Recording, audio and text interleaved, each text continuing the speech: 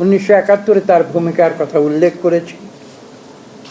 সরাসরি প্রতিবাদ করে পাক সৈনিকদের হাতে বন্দী হয়েছিলেন।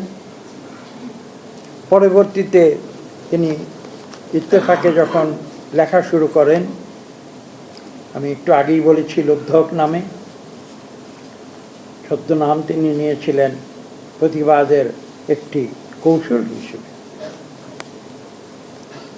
এবং তার লেখার যে বৈশিষ্ট্য এবং দৃষ্টিভঙ্গি, তার যে চারিত্রিক দৃঢ়তা, তার যে চিন্তাধারা, ভাবধারণা, যে সম্বন্ধে প্রফেসর মাহবুবুল্লাহ চৌধুরী তার বক্তব্যে উল্লেখ করেছেন।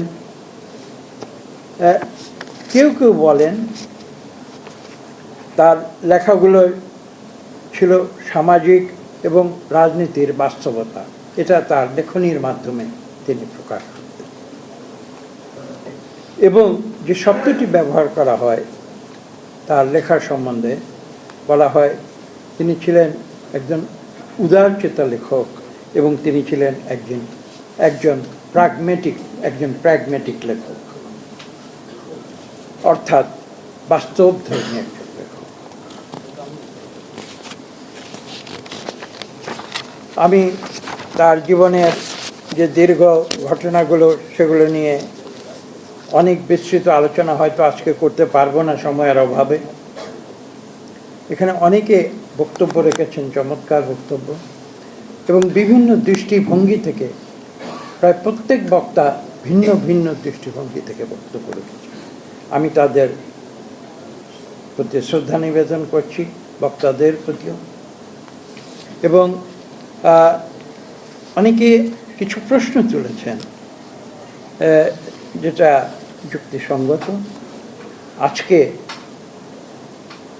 জনাব আখতারুল আলমের যে মৃত্যুবার্ষিকী, 2010-এর পরে আজকে 2026, আমি আমার অক্ষমতা ক্ষমা করবেন, আমি কিন্তু আজকেই প্রথম তার মৃত্যুবার্ষিকীতে এসেছি 16 বছরে।